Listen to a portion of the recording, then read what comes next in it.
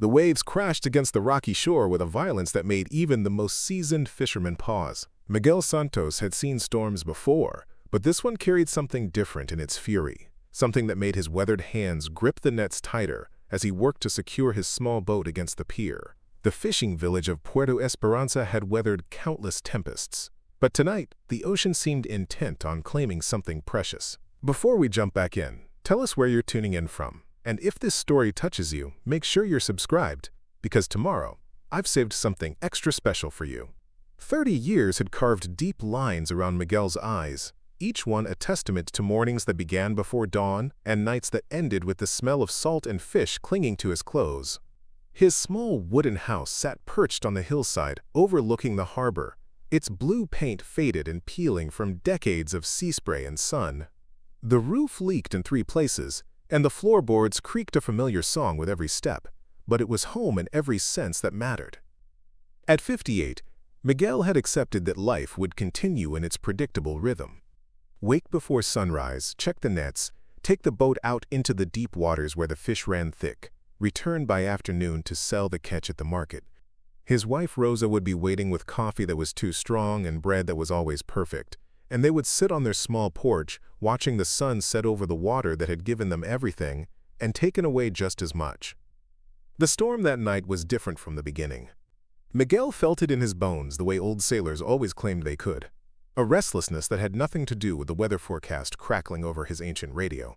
He had been mending nets by lamplight when the first real gust hit, strong enough to rattle the windows and send his coffee cup sliding across the wooden table.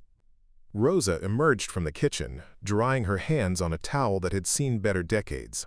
Her hair was silver now, pulled back in the same bun she had worn since they were teenagers, and her eyes still held the warmth that had convinced him to propose on this very porch 29 years ago. She glanced toward the window where rain was beginning to streak the glass in horizontal lines. "The radio says it will pass by morning," she said, but her voice carried the uncertainty that came with a lifetime of watching the sea's moods. Miguel nodded without looking up from his work, but his fingers had stilled on the rope. Something was pulling at him, an instinct honed by decades of reading water and wind, and the subtle signs that meant the difference between coming home and not coming home at all. He set down the net and walked to the window. The harbor below was a chaos of white foam and thrashing boats, but his eyes were drawn beyond the breakwater to the deeper water where the waves rose like moving mountains. Lightning split the sky, and in that brief moment of illumination, he saw something that made his heart stop. A car, silver and expensive, was sliding down the steep coastal road that led to the old lighthouse. Even from this distance, Miguel could see that the driver had lost control, the vehicle moving sideways on the rain-slicked asphalt. He watched in horror as it skidded toward the guardrail, crashed through it with a sound that was swallowed by thunder, and disappeared over the cliff into the churning water below. "Rosa?" he called, already reaching for his rain slicker. "There's been an accident." Someone went into the water. Rosa appeared beside him at the window, following his gaze to where the guardrail hung, twisted and broken. She knew her husband well enough to recognize the set of his shoulders, the way his jaw tightened when he had made a decision that couldn't be unmade. "You can't go out in this," she said, but her words carried no real hope of stopping him. Miguel was already pulling on his boots. "The Coast Guard won't make it in time. That water is too cold, too rough." He paused at the door, meeting her eyes. "If someone's out there, they've got maybe minutes." Rosa nodded, understanding flickering in her expression. She had married a fisherman, which meant she had married someone who couldn't ignore the sea's call for help, no matter the personal cost. "Be careful," she whispered, kissing his cheek that tasted of salt and stubble. Miguel ran through the storm to the harbor, his feet slipping on wet stone and his lungs burning from the effort. Other fishermen were securing their boats, but none had seen the accident. The wind was too loud, the rain too blinding. By the time he reached his boat, Miguel was soaked through, but adrenaline had taken over, sharpening his focus to a razor's edge. His boat, the Santa Maria, was older than his marriage and twice as stubborn. The engine coughed to life on the 3rd try, and Miguel guided her out of the harbor against every instinct that screamed at him to stay on land. The waves were 12 feet high, maybe 15, and they hit the boat with the force of freight trains. Salt spray lashed his face as he fought to keep control, following the coastline toward where he had seen the car disappear. Finding someone in these conditions was nearly impossible, but Miguel had spent 4 decades reading the water's moods and patterns. He knew how currents worked, how objects moved in storms, where the sea tended to deposit the things it carried. He cut the engine and listened, straining to hear anything over the howl of wind and crash of waves. There, barely audible over the storm's symphony, was a sound that didn't belong. A voice, thin and desperate, calling for help. Miguel followed the sound, his spotlight cutting through sheets of rain until it illuminated something that made him gasp. A woman clung to a piece of the car's roof, her face pale as moonlight, and her dark hair plastered to her skull. She was maybe 20 feet from the rocks, but she was weakening fast, her grip slipping with each wave that crashed over her. Miguel could see that she was young, probably in her 20s, and wearing what had once been an expensive dress that now hung in tatters. He maneuvered the boat as close as he dared, the waves trying to dash them both against the rocks. "Grab the rope," he shouted, throwing a line toward her. The first attempt fell short. The second was caught by the wind. On the third try, her fingers closed around the rope, but her strength was nearly gone. Miguel pulled with everything he had, his back screaming in protest and his hands raw from the rope. Inch by inch, he drew her closer to the boat, timing each pull with the rhythm of the waves. When she was close enough, he reached over the side and grabbed her arm, hauling her up and over the gunwale in one desperate motion. She collapsed onto the bottom of the boat, water streaming from her clothes and her breath coming in sharp gasps. Miguel threw a tarp over her and started the engine, racing back toward the harbor as the storm continued its assault. The woman didn't speak during the journey, but her eyes remained open, watching him with a mixture of gratitude and something deeper that he couldn't identify. At the harbor, Miguel half-carried her up the pier and into the harbormaster's office, where a space heater threw blessed warmth into the small room. The harbormaster, Carlos, took one look at the bedraggled pair and immediately called for an ambulance. While they waited, Miguel wrapped the woman in dry blankets and made her sip coffee that Rosa had pressed into a thermos before he left. "Thank you," she whispered, her voice hoarse from salt water and screaming. Her accent was cultured, educated, nothing like the rough cadences of the village. "You saved my life." Miguel studied her face in the lamplight. She was beautiful in the way that money made possible, with perfect teeth and skin that spoke of expensive care. Even soaked and shivering, there was something refined about her bearing, something that marked her as coming from a world very different from his own. "What's your name?" he asked gently. She hesitated, as if the question was more complicated than it should be. "Elena," she said finally. "Elena Vasquez." The ambulance arrived within. Preparing and narrating this story took us a lot of time, so if you are enjoying it, subscribe to our channel. It means a lot to us. Now, back to the story. Minutes. Paramedics rushing in with equipment and urgent questions. Elena was stable but needed immediate medical attention for hypothermia and potential internal injuries. As they prepared to transport her to the regional hospital 40 miles inland, she grabbed Miguel's hand. "How can I find you?" she asked urgently. "How can I thank you properly?" Miguel smiled, the expression creasing his weathered features. "I'm Miguel Santos. I live up on the hill with the blue house." "But you don't need to thank me. Anyone would have done the same." Elena's eyes locked with his, intense and searching. "Not anyone," she said quietly. "Most people wouldn't have risked their lives for a stranger." The paramedics loaded her onto a stretcher and carried her out into the storm. Miguel watched the ambulance disappear into the night, its red lights swallowed by rain and darkness. Carlos clapped him on the shoulder, shaking his head in amazement. "You're either the bravest man I know or the craziest," he said. "Probably both." Miguel gathered his soaked jacket and started the long walk home.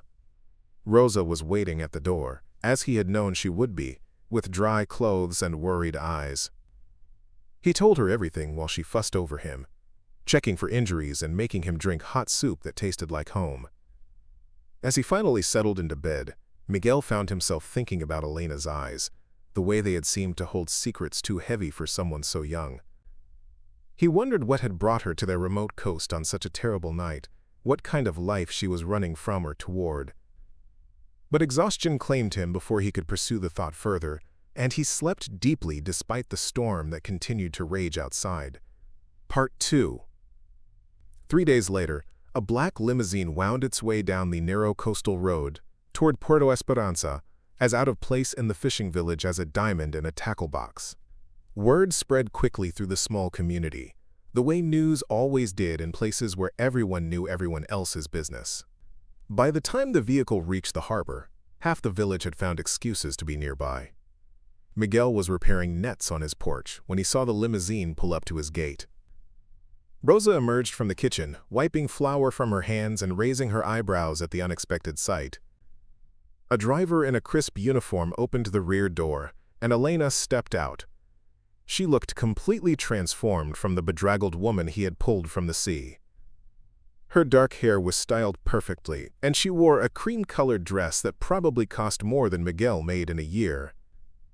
Diamond earrings caught the sunlight, and her shoes were the kind that belonged on city sidewalks, not the rough stones of a fishing village.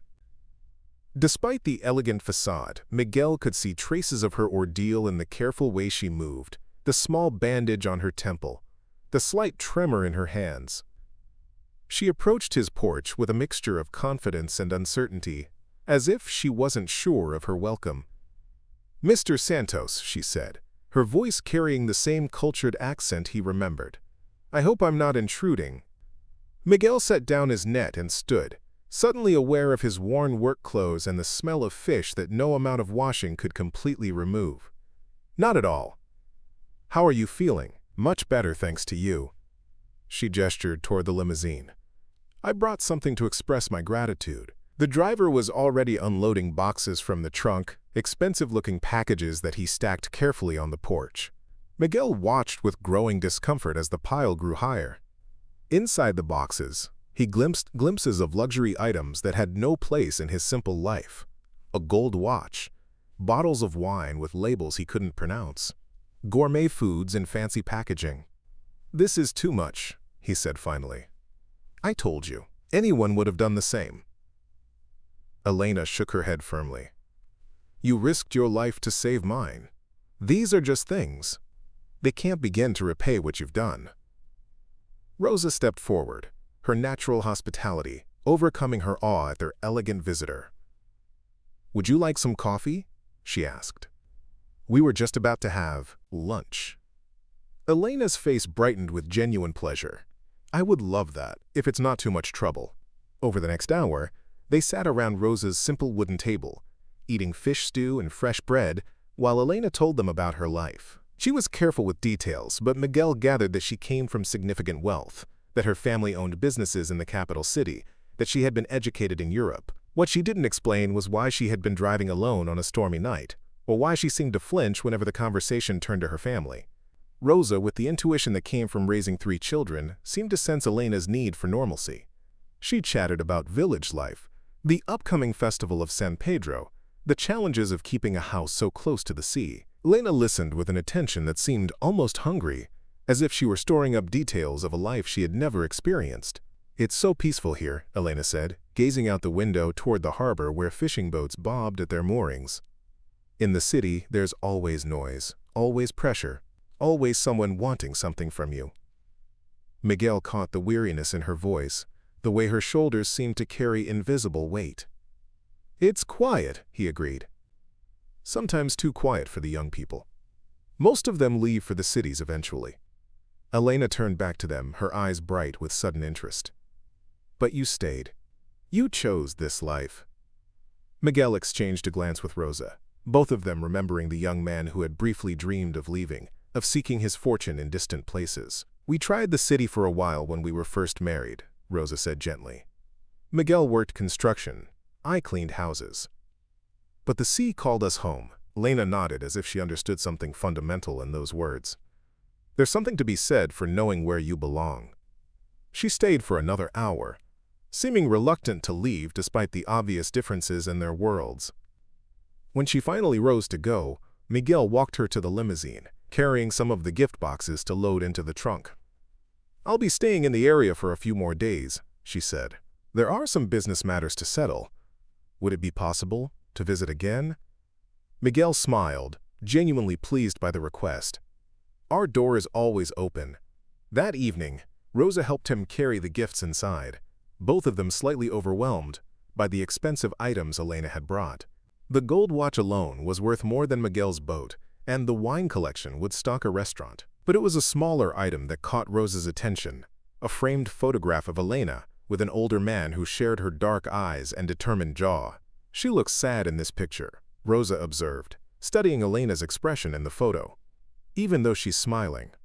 Miguel took the frame, noting the expensive clothes and formal setting, the way Elena's smile didn't quite reach her eyes. "I think she's running from something," he said quietly. "Or someone." Rosa nodded thoughtfully. "Well, she's welcome here as long as she needs to be. God knows we've all needed a safe harbor at some point in our lives." Over the next week, Elena became a regular visitor to the Blue House on the hill.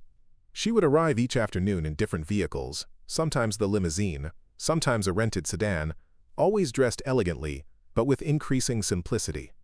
Miguel noticed that she seemed to relax more with each visit, her formal bearing gradually giving way to something more natural and unguarded. She was genuinely interested in their lives, asking Rosa for recipes and listening intently as Miguel explained the rhythms of fishing, the way currents changed with the seasons, how to read the sky for weather signs. In return, she shared carefully edited stories of her travels, her education, the art museums and concert halls of her privileged world. But it was during a quiet evening, as they sat on the porch watching the sunset paint the water gold, that Elena finally revealed the truth about her presence in Puerto Esperanza. "Part 3, I wasn't supposed to be driving that night," Elena said, her voice barely audible over the sound of waves against the pier.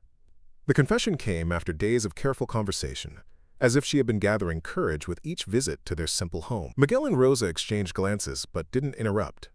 They had learned that Elena would share what she was ready to share, and pushing would only cause her to retreat behind the polite facade she wore like armor. Elena stared out at the water, her hands wrapped around a cup of Rosa's strong coffee. "I was supposed to be at my engagement party," she continued. 500 guests, a ballroom in the city's finest hotel, photographers documenting every moment for the society pages. Rosa leaned forward slightly, her maternal instincts engaged. "But you weren't happy about it." Elena laughed, but the sound held no humor. "Happy? I barely knew the man my father had chosen for me. Ricardo Mendoza, heir to a shipping fortune, appropriate in every way that matters to people like my father. Good family, good connections, good merger potential for our businesses." Miguel felt a familiar anger rise in his chest, the same feeling he got when he saw fish caught in nets too small, struggling against constraints they couldn't escape. "So you ran," he said simply. Elena nodded, tears gathering in her eyes. "I put on the dress, let them do my hair and makeup, smiled for all the pre-party photographs. But when it came time to walk into that ballroom and let Ricardo slip his grandmother's ring onto my finger, I couldn't do it. I just couldn't pretend anymore." She took a shaky breath, reliving the moment that had changed everything. "I grabbed my car keys and drove. I didn't have a destination, just knew I needed to get away from the city, from all those expectations and obligations. The storm caught me on the coastal road, and when the car started sliding, part of me wondered if it might be easier to just let it happen." Rosa reached across the small space between their chairs and took Elena's hand. "But you fought to survive. You held on until Miguel could reach you." Elena squeezed Rosa's fingers gratefully. "When I saw his boat coming through those waves, when I realized someone was risking their life to save mine, something changed.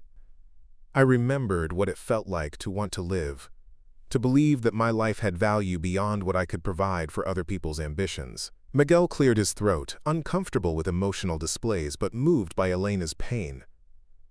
"What will you do now?" he asked. "Your family must be worried sick." Elena's expression hardened slightly. "My father is furious." The engagement party became a search and rescue operation, then a media nightmare when reporters got word that the bride-to-be had disappeared. He's been calling every day, demanding I return home and fulfill my obligations. And will you? Rosa asked gently. Elena was quiet for a long moment, watching a fishing boat return to harbor as the day's last light faded from the sky. I don't know, she admitted. For the first time in my life, I don't know what comes next, and that terrifies me almost as much as it liberates me. They sat in comfortable silence as night settled over the village, the only sounds. The eternal whisper of waves and the distant laughter of fishermen sharing stories at the harbor tavern. Elena had been staying at a luxury resort 20 miles up the coast, but Miguel noticed that she seemed more at peace here on their simple porch than in any of the elegant surroundings she described from her other life. Over the following days, Elena's visits became longer and less formal. She arrived earlier, stayed later, and gradually began participating in the daily routines that structured life in Puerto Esperanza. She helped Rosa tend the small vegetable garden behind their house, learning to recognize the difference between weeds and seedlings with the patience of someone who had never been allowed to get dirt under her fingernails. Miguel taught her to mend nets, showing her how to work the shuttle and twine with movements that had been automatic to him for decades. Elena's first attempts were clumsy, her soft hands struggling with the rough materials, but she persisted with a determination that reminded Miguel of his own children when they were learning skills essential to village life. She's running from more than just a marriage, Rosa observed one evening after Elena had returned to her hotel. Miguel nodded, having reached the same conclusion. The sadness in Elena's eyes went deeper than disappointment about an arranged engagement. There was a loneliness there, a sense of having lived her entire life according to other people's scripts, without ever discovering what she truly wanted for herself. As Elena's comfort with their world grew, she began sharing more details about her family and background. The Vasquez name carried weight in the capital's business circles, built on shipping and real estate investments that stretched back 3 generations. Elena had been groomed from childhood to eventually marry someone who would strengthen the family's position. Her education and social training all focused on making her an acceptable wife for the right kind of man. I was never asked what I wanted, she told them one afternoon, as they walked along the beach, collecting shells that Rosa used in her crafts. Every decision was made for me, from the schools I attended to the friends I was allowed to cultivate. My father insisted it was for my own good, that I was too naive to understand the complexities of maintaining our family status. Miguel bent to pick up a particularly beautiful shell, its surface polished smooth by countless tides. Maybe he thought he was protecting you, he suggested carefully. Elena took the shell from him, turning it over in her palm. Perhaps. But protection that becomes a prison stops being protection and becomes cruelty, even if it's unintended. Rosa nodded, understanding. I had a sister who married for security instead of love, she said. She had every material comfort, but withered away from unhappiness. Sometimes the safe choice is the most dangerous one of all. As they walked back toward the village, Elena stopped at a point where the path offered a panoramic view of Puerto Esperanza. The harbor spread below them, fishing boats bobbing peacefully at their moorings, smoke rising from chimneys, children playing on the beach while their mothers watched from nearby benches. This is what I want, Elena said quietly. Not this exact life, necessarily, but this feeling of belonging somewhere, of being valued for who I am rather than what I represent. I want to matter to people in a real way, not just as a symbol or a commodity. Miguel studied her profile as she gazed down at the village that had become his world. You could stay, he said simply. People have started over here before. Elena turned to look at him, hope and fear warring in her expression. What would I do? I don't know how to fish or run a household or any of the things that matter here. Rosa smiled warmly. We all learned those things once. And you have other skills, other knowledge that could be valuable here too. The village school needs teachers. The clinic could use someone who speaks multiple languages. The tourism cooperative is always looking for people who understand business. For the first time since her rescue, Elena's smile reached her eyes. You really think I could make a life here? Miguel nodded firmly. If you're willing to work for it. If you're ready to choose your own path, instead of letting others choose for you. That evening, Elena called her father from the hotel, a conversation Miguel could only imagine based on Elena's pale, shaken appearance when she arrived at their house the next morning. Rosa took one look at her red-rimmed eyes and immediately put on coffee and cut thick slices of the sweet bread she made for special occasions. "He's threatened to cut me off completely," Elena said, accepting the coffee with trembling hands. "No money, no trust fund, no family support if I don't return within the week and go through with the engagement."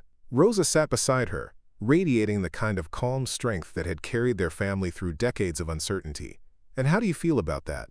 Elena was quiet for a long moment, staring into her coffee cup, as if it held answers to questions she was afraid to ask. "Terrified," she admitted. "I've never been poor, never had to worry about money or security. The idea of starting over with nothing is overwhelming." Miguel leaned back in his chair, remembering his own moments of fear when the fishing was bad, when storms damaged equipment they couldn't afford to replace, when Rosa was pregnant and they weren't sure they could provide for another mouth to feed. "Being poor isn't the worst thing that can happen to you," he said gently. "Being trapped in a life that slowly kills your spirit, that's worse than poverty." Elena looked up at him, searching his weathered face for reassurance. "But what if I can't do it? What if I'm too soft, too spoiled to survive without my father's money?" Rosa reached over and took Elena's soft hands in her own work-hardened ones. "Then you'll learn to be stronger, and you won't be doing it alone." Part 4. The transformation didn't happen overnight, but it began that very day when Elena returned to her hotel room and began packing not for a return journey to the capital, but for a permanent move to Puerto Esperanza. She donated most of her expensive clothing to charities in the nearest city, keeping only the most practical items and purchasing simple clothes more suitable for village life. Miguel helped her find a small apartment above the bakery in the village center, a modest space with a view of the harbor and morning sun that streamed through windows she could leave open without worry about security. The rent was reasonable, and the bakery owner, Senora Martinez, was delighted to have a tenant who could help with the books and handle tourist customers who spoke English. Elena's father made one last attempt to bring her home, arriving in Puerto Esperanza with a lawyer and several stern-faced men in expensive suits. Miguel watched from his porch as the black cars wound down the coastal road, feeling protective instincts he hadn't experienced since his own children were young. The confrontation took place in the village square, where Elena met her father with quiet dignity and absolute resolve. Miguel couldn't hear the words, but the body language was clear enough. Elena stood straight and calm while her father gestured angrily, his face red with frustration. When the older man finally stormed back to his cars, Elena remained in the square, watching the vehicles disappear up the coastal road with an expression of sadness mixed with relief. She came to dinner that night, as had become her custom, and told them about the final break with her family. "He offered me one last chance to come home and be the daughter he wants," she said, her voice steady despite the tears in her eyes. "When I refused, he told me I was dead to him, that I had shamed the family name and could never return." Rosa made sympathetic sounds, but Miguel noticed that Elena's grief was mixed with something that looked like liberation. "You're free now," he observed. "For the first time in your life, you're truly free to choose your own path." Elena nodded, wiping her eyes with the back of her hand. "It's terrifying and wonderful at the same time. I've never made decisions without considering how they would affect my father's business or the family reputation. Now every choice is mine alone." Over the following months, Elena proved that privilege hadn't made her weak, only inexperienced. She learned to budget carefully, stretching every peso and finding satisfaction in simple pleasures she had never noticed before.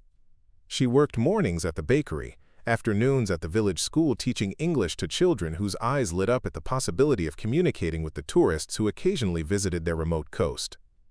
Miguel watched her transformation with the pride of someone who had invested in a worthy cause.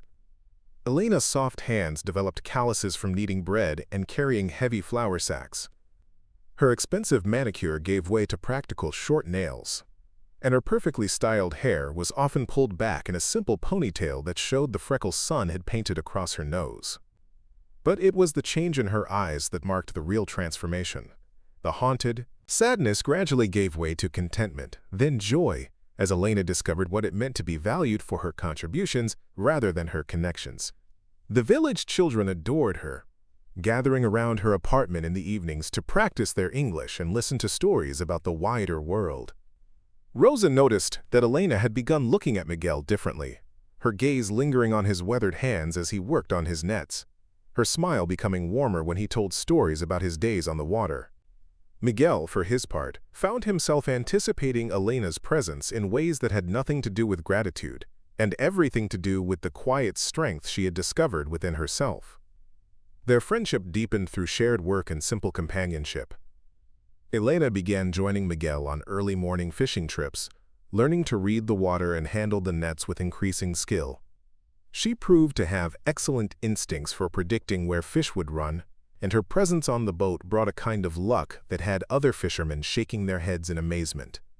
One evening, as they returned from a particularly successful day on the water, Elena turned to Miguel with a question that had been building between them for weeks. "Do you think people can really change who they are?" she asked. "Or do we just become better versions of who we always were underneath?" Miguel considered the question as he secured the boat to its mooring. "I think we're like the ocean," he said finally. "The surface changes with weather and tides, but the deepest currents remain constant. You were always brave, always compassionate. You just needed the right conditions to let those qualities surface." Elena smiled, but Miguel could see uncertainty in her expression. "Sometimes I wonder if I'm just playing at being someone else, if the real me is still that spoiled girl who needed servants to manage her life." Miguel turned to face her directly, his expression serious. The spoiled girl wouldn't have held onto that car roof for 15 minutes in freezing water. She wouldn't have walked away from everything familiar to start over in a place where nobody cared about her family name. You're exactly who you've always been, Elena. You just finally have the freedom to be her. That night marked a turning point in their relationship, though neither acknowledged it openly at first. Elena began staying for dinner more often, helping Rosa with the cooking and cleaning up afterward while Miguel worked on his equipment or read the weather reports that would determine the next day's fishing plans. The three of them fell into domestic rhythms that felt natural and unforced, as if Elena had always been part of their household. Rosa, with the wisdom that comes from a lifetime of observing human nature, recognized what was happening before either Miguel or Elena admitted it to themselves. She watched the way they moved around each other in her small kitchen, the unconscious coordination that spoke of deep compatibility. She saw how Miguel's eyes followed Elena when she wasn't looking, how Elena's face lit up when Miguel's boat returned to harbor each evening. But Rosa also understood the complexity of their situation. Miguel was still married to his grief, over opportunities he had never pursued, convinced that his simple life had nothing to offer someone who had known luxury and sophistication. Elena was rebuilding her entire identity, uncertain whether her feelings were genuine attraction or gratitude mixed with the need for security in an unfamiliar world. The crisis that forced them to confront their feelings came 6 months after Elena's arrival in Puerto Esperanza, when a representative from her father's law firm appeared in the village with documents that would change everything. Part 5. The lawyer arrived on a Tuesday morning when the fishing fleet was returning from their overnight runs, his expensive suit and briefcase marking him as clearly out of place as a peacock in a henhouse. Miguel was helping unload his catch when he noticed Elena's face go pale as she recognized the man approaching her bakery. By the time Miguel had finished his business at the fish market, a crowd had gathered outside Señor Martinez's shop. Elena emerged looking shaken, a thick envelope clutched in her hands. Miguel pushed through the curious villagers and put a protective arm around her shoulders, feeling the tremor that ran through her body. "What's wrong?" he asked quietly, guiding her away from the watching eyes. Elena held up the envelope with hands that weren't quite steady. "My father is dead," she said simply. "Heart attack 3 days ago. This is from his lawyers." Miguel felt the ground shift beneath him, understanding instinctively that everything was about to change again. Rosa appeared at his elbow, having heard the news from one of the fisherman's wives. She took Elena's other arm without a word, and together they walked her to their house, where she could process whatever the envelope contained in private. Inside, Elena sat at their kitchen table and opened the legal documents with careful precision. Miguel and Rosa waited in respectful silence as she read, watching her expression shift from grief to confusion to something that might have been fear. "He left me everything," Elena said finally, her voice hollow with shock. "The business, the properties, the investments, all of it. His will says that despite our differences, I was still his daughter and his only heir." Rosa reached across the table to touch Elena's hand gently. "I'm sorry for your loss," she said sincerely. "Whatever happened between you, he was still your father." Elena nodded, tears sliding down her cheeks. "The last time I saw him, he said I was dead to him." But apparently he never changed his will, never officially disinherited me. The lawyers say the estate is worth more than $50 million. Miguel felt his heart sink, understanding what this meant for Elena and for the life they had been building together. With that kind of wealth, she could live anywhere, do anything. Why would she choose to stay in a poor fishing village with a man who could offer her nothing but his calloused hands and a leaky roof? The lawyers want me to return to the capital immediately, Elena continued, her voice gaining strength. They say there are business decisions that can't wait, legal matters that require my immediate attention. They've arranged for a private plane to pick me up tomorrow. Tomorrow, Miguel repeated, the word feeling foreign in his mouth. Elena looked up at him then, her eyes searching his face for something she apparently didn't find. I have to go, she said. At least for now. There are responsibilities I can't ignore, people who depend on the business for their livelihoods. I have to try to understand what my father built before I can decide what to do with it. Miguel nodded, forcing his expression to remain neutral despite the pain that was spreading through his chest like a physical wound. Of course, he said. This is your family's legacy. You have obligations. But Elena was still looking at him with that searching gaze, as if waiting for him to say something more, to give her a reason to stay, or at least to promise to wait for her return. When Miguel remained silent, her face closed off, reverting to the polite mask she had worn when she first arrived in their world.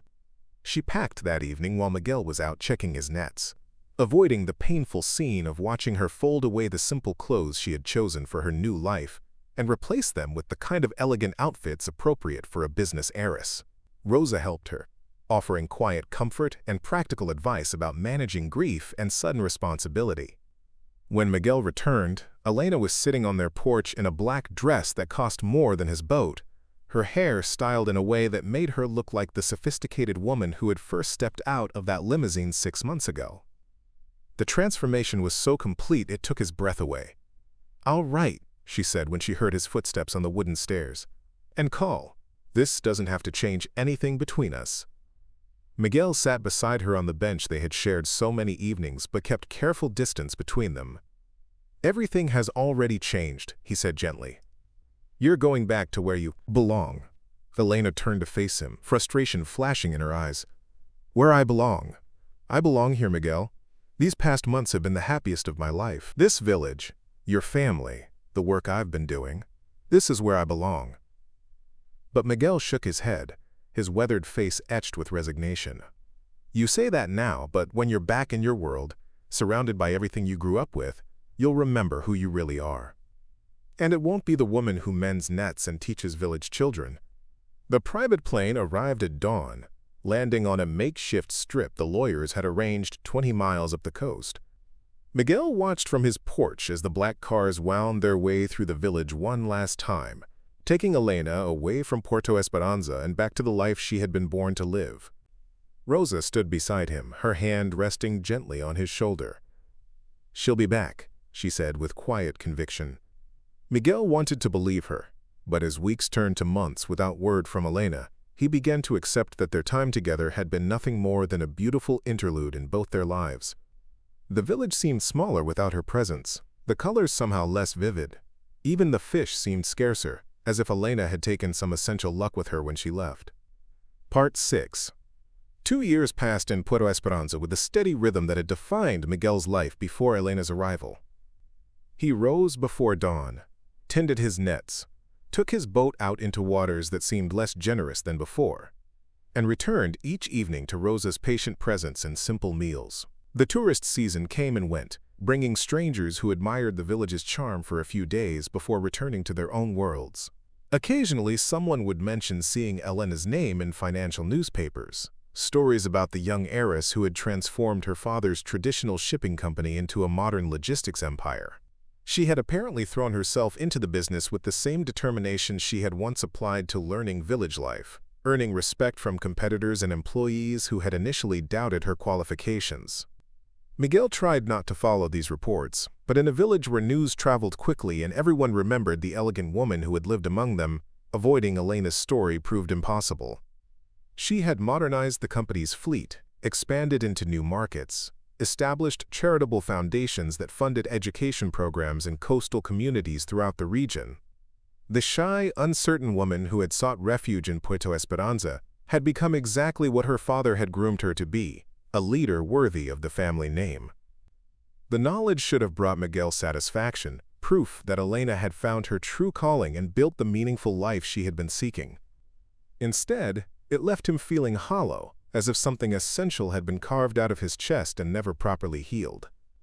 Rosa watched his quiet grief with the patience of someone who understood that some wounds took time to close, but she never stopped believing that their story wasn't finished. Miguel was mending nets on his porch one evening when he noticed unusual activity at the harbor. A sleek yacht had anchored beyond the breakwater, larger and more elegant than any vessel that typically visited Puerto Esperanza. Through his binoculars, he could see figures moving on the deck, but the distance was too great to make out details. The next morning brought surprising news from the village council. Representatives from a major development company were arriving to discuss a proposal that would transform Puerto Esperanza into an upscale resort destination. The meeting was scheduled for that evening in the community center, and every resident was encouraged to attend. Miguel felt a familiar unease, the same instinct that warned him when storms were building beyond the horizon. Puerto Esperanza had survived for generations by adapting to the sea's moods, but it had always remained essentially itself, a working village where people earned their living from the water and found contentment in simple rhythms. The kind of development that promised luxury hotels and golf courses typically brought changes that destroyed the very qualities that made a place worth preserving. The community center was packed that evening, every chair filled, and people standing along the walls. Miguel sat with Rosa in their usual seats near the back, close enough to hear, but positioned to leave quickly if the discussion became too contentious. The village council members looked uncomfortable in their formal clothes, clearly out of their depth in negotiations that involved millions of dollars and legal complexities they didn't fully understand.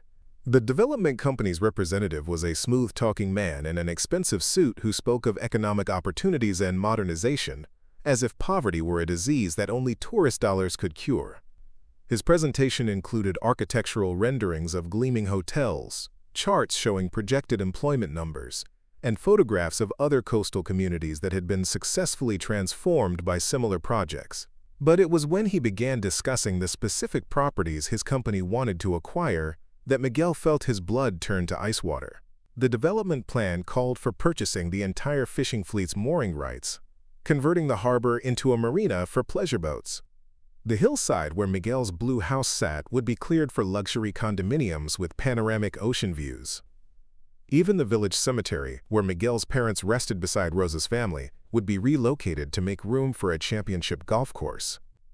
The questions from the audience began politely, but grew increasingly heated as the full scope of the proposal became clear. This wasn't development that would enhance Puerto Esperanza. It was replacement that would erase the community entirely, leaving only a sanitized version designed to appeal to wealthy tourists who wanted to experience authentic coastal life without any of its actual challenges or compromises. Miguel was preparing to stand and voice his objections when a familiar voice cut through the angry murmur of conversation.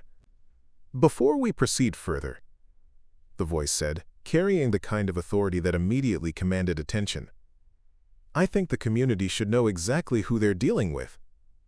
Every head in the room turned toward the speaker, and Miguel felt his heart stop. Elena stood near the entrance, wearing a simple navy dress and holding a thick folder of documents.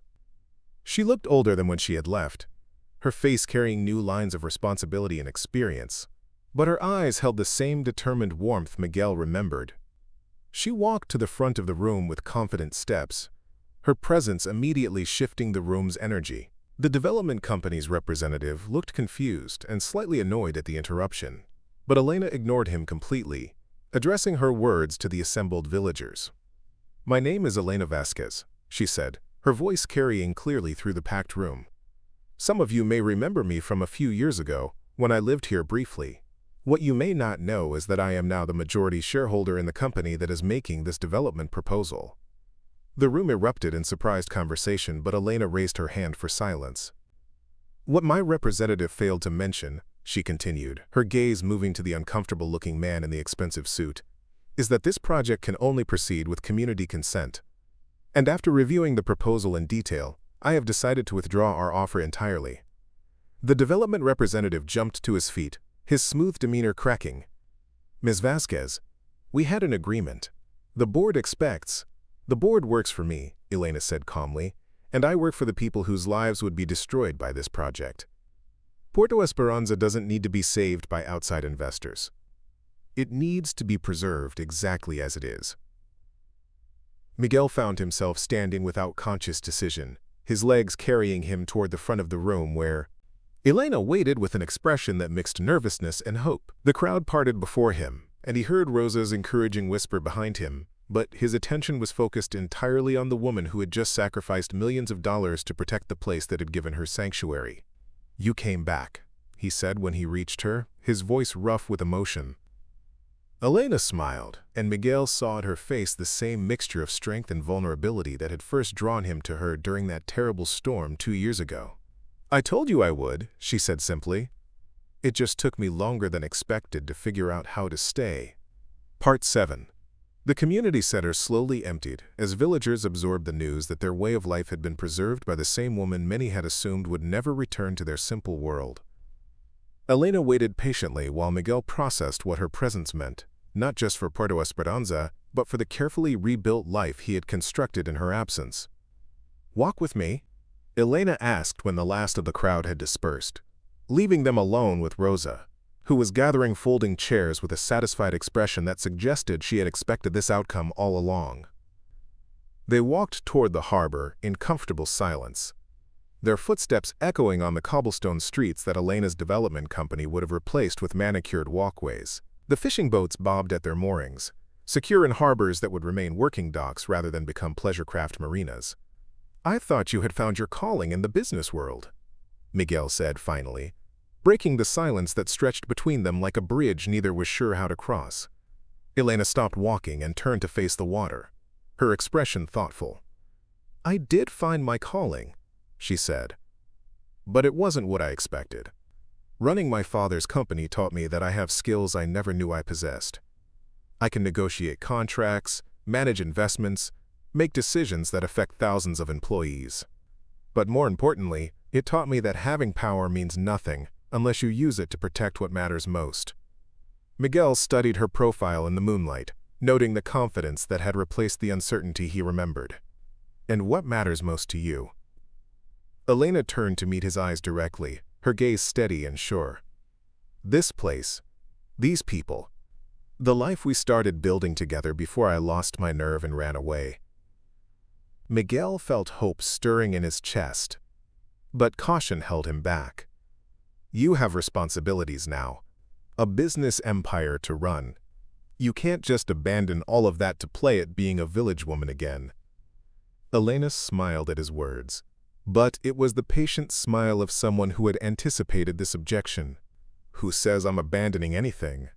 The company runs very efficiently with the management team I've assembled. Modern technology means I can oversee operations from anywhere with internet access. And Puerto Esperanza could benefit from some of the resources I can now provide." She gestured toward the village that spread up the hillside behind them. "The school needs upgrading. The clinic could use modern equipment. The fishing cooperative would benefit from better boats and refrigeration systems.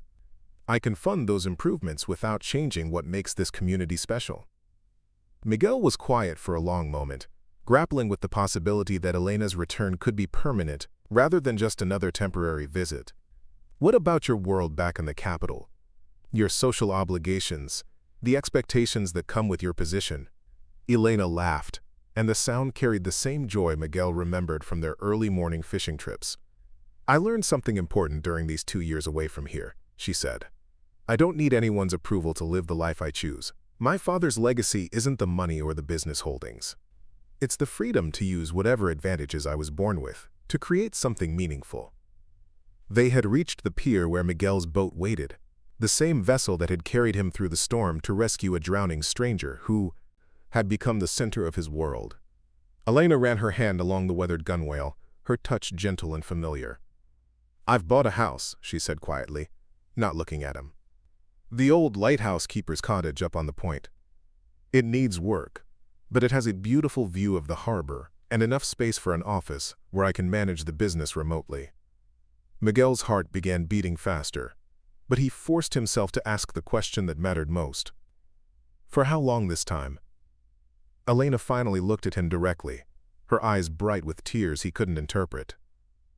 For as long as you'll have me, she said simply. I know I hurt you when I left. I know you have every right to tell me it's too late, that I had my chance and wasted it. But Miguel, these 2 years taught me that success means nothing if you don't have someone to share it with. And there's no one I'd rather share my life with than the man who saved me in every way that matters.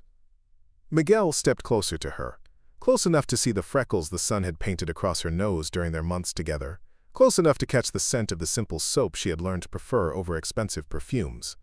Are you sure? He asked. Really sure this time? Because I don't think I could survive watching you leave again. Elena reached up to touch his weathered cheek, her palms soft against the stubble he hadn't bothered to shave. I'm sure, she whispered. I was sure 2 years ago, but I was too afraid to trust what I felt. I thought I needed to prove myself in my father's world before I could choose my own path, but the path I want leads right back here to you. Miguel covered her hand with his own, feeling calluses that hadn't been there when she first arrived in Puerto Esperanza. Rosa will be pleased, he said, his voice rough with emotion. She never stopped believing you'd come home. Elena smiled through her tears. Rosa was right about a lot of things, including the fact that some people are worth waiting for, even when the wait feels impossible to endure. They kissed then, softly at first, and then, with the desperate hunger of 2 people who had found each other again after believing their chance was lost forever. The harbor lights reflected on the dark water, and somewhere in the village a guitar began playing the melody of an old love song that spoke of second chances and hearts that find their way home. When they finally broke apart, Elena rested her forehead against Miguel's, both of them breathing hard. There's one more thing, she said, her voice barely audible over the gentle lapping of waves against the pier. Miguel raised an eyebrow, wondering what other surprises this incredible night might hold. Elena smiled, the expression transforming her face with pure happiness. The lighthouse cottage has a workshop that would be perfect for building boats. I was thinking maybe we could start a business together, combining your knowledge of traditional fishing vessels with some modern improvements. We could build boats for the fishing cooperative, maybe even take orders from other coastal communities. Miguel stared at her, overwhelmed by the completeness of the future she was offering. Not just her presence in his life, but a true partnership that honored both their strengths and dreams. You've thought of everything, he said wonderingly. Elena shrugged, suddenly shy despite everything they had shared. I had 2 years to plan how to make this work. I wasn't going to come back unless I could offer you a real future, not just romantic promises that couldn't survive practical challenges. Miguel pulled her close again, holding her against his chest where she could hear his heart beating strong and steady. Welcome home, Elena, he whispered into her hair. She pulled back to look at him, her eyes shining with tears of joy. Thank you for not giving up on us, even when I gave up on myself. They walked back through the village, hand in hand, past houses where lights were still burning, as neighbors shared the news of Elena's return and the development threat that had been so dramatically resolved. At Miguel's blue house on the hill, Rosa waited on the porch with 3 cups of coffee and a smile that suggested she had been planning this reunion long before either Miguel or Elena realized it was possible. The 3 of them sat together in the comfortable chairs that had hosted so many evening conversations, watching the lights of the village twinkle below like stars reflected in dark water. Elena told them about her plans for the lighthouse cottage, her ideas for improving village infrastructure without changing its essential character, and her determination to build a life that honored both her resources and her heart's true desires. As the night grew late and Rosa retired to her bedroom with satisfied murmurs about finally being able to plan a proper wedding, Miguel and Elena remained on the porch, reluctant to end this perfect evening. They talked about practical matters, where Elena would work, how they would divide their time between his fishing schedule and her business responsibilities, what kind of boat they would build first in their new partnership. But mostly they sat in comfortable silence, hands intertwined, listening to the eternal conversation between wind and water that had provided the soundtrack to their love story from the very beginning. Elena had come full circle from the terrified woman Miguel had pulled from the stormy sea, and Miguel had learned that sometimes the greatest catch requires patience, faith, and the courage to cast nets wide enough to hold everything life offers.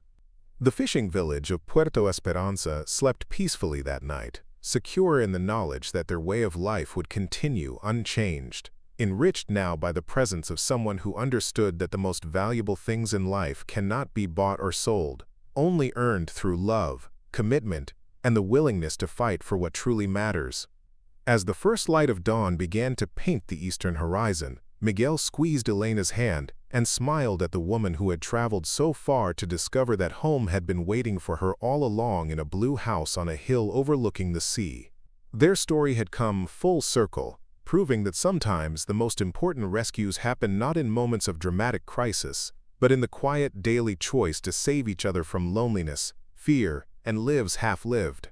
The waves continued their eternal rhythm against the shore, carrying with them the promise of new tides, new challenges, and new reasons to be grateful for the mysterious currents that sometimes bring exactly the right person to exactly the right place, at exactly the moment when everything changes forever.